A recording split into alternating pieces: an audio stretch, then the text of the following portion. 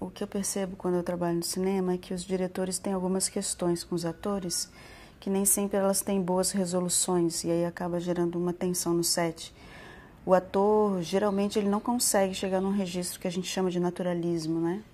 Que é essa coisa de ser despojado, ser natural, de não denunciar que tem um ator representando. Por isso, muito dos diretores acabam optando por não atores, inclusive, né? E dispensando atores, porque eles não conseguem chegar nesse registro. E eu percebi ao longo da minha pesquisa, e como eu sou atriz de teatro e de cinema, e trabalho com aula de interpretação para teatro e de cinema, e pesquiso isso, né, a fundo, toda a minha formação é a partir dessas questões. A gente começou a perceber que não é só diminuir, né, o registro teatral, fazer menos, fazer pequeno, que isso acabava gerando, às vezes, muito uma interpretação sem brilho, né, uma coisa meio xoxa. E mesmo assim continuava teatral, continuava falso, né, entre aspas. A grande questão é que é uma outra técnica, de aonde você apoia e como você troca os apoios internos. Como você joga com apoio, ao mesmo tempo que existe uma cotidianidade que tem que ser impressa no corpo, né?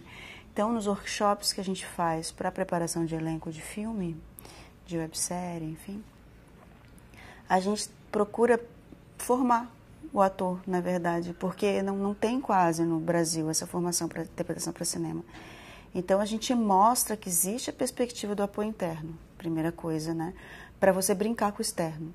Segunda coisa, a gente mostra que existe a perspectiva de você trabalhar a cotidianidade, a partir do momento que você divide o foco de atenção com outras coisas, né?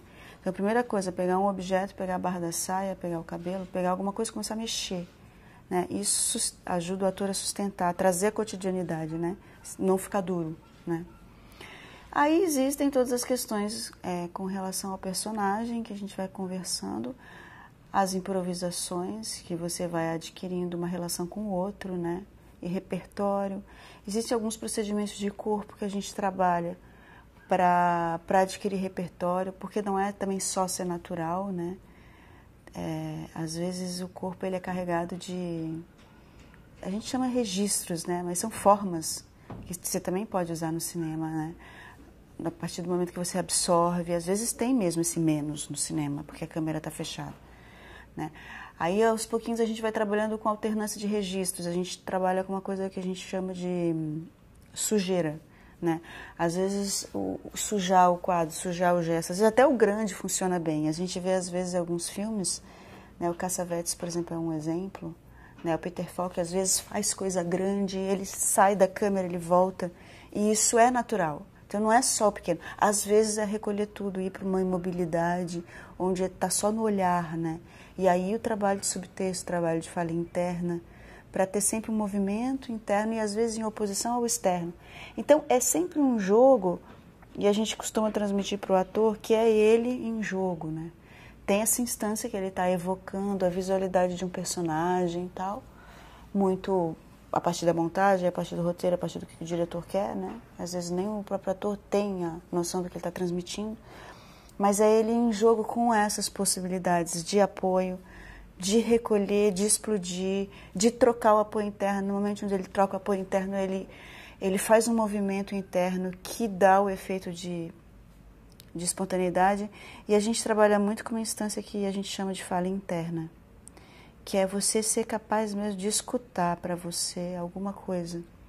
Então, antes de eu falar alguma coisa, eu escuto outra, eu escuto para mim outra. Quando eu troco a interna pela externa, vem como se fosse espontâneo. Então, é quase como se a gente estivesse sempre trabalhando uma contração, contra-ação, né? Eu ia fazer um negócio, mas resolvo fazer outro. Eu ia falar um negócio, mas resolvo falar outra coisa. Por isso que a possibilidade, às vezes, de você brincar com o texto é muito saudável, né? Se você quer buscar esse registro naturalista. Então, o trabalho que eu desenvolvo um pouco é esse, né? Em oficinas, em preparação de elenco, em preparações individuais, como professora no curso da UVV, que a gente tem a disciplina de interpretação para cinema, como pesquisadora, que eu estou com um projeto agora apoiado pelo CNPq, que se chama Uma Investigação da Atuação Realista através do dispositivo cinematográfico, efeitos de realidade e alucinação. Porque a gente parte um pouco da ideia que o naturalismo também gera poética. porque esse efeito de real assusta às vezes.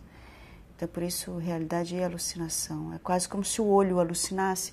O ator é tão verdadeiro, né? Entre aspas, verdade é uma palavra problemática, mas ele é tão verdadeiro que o público duvida do que vê. Aí a poética do literalismo se estabelece. Como existe a poética do estranhamento da forma, e às vezes uma forma estranha é bom também, né? A tipificação, às vezes, estranha e é bom também. Então, assim, existem cinemas e cinemas. É uma arte que é complexa, é um trabalho que precisa de domínio e de técnica e, ao mesmo tempo, de um certo aventurar-se, porque não existe receita.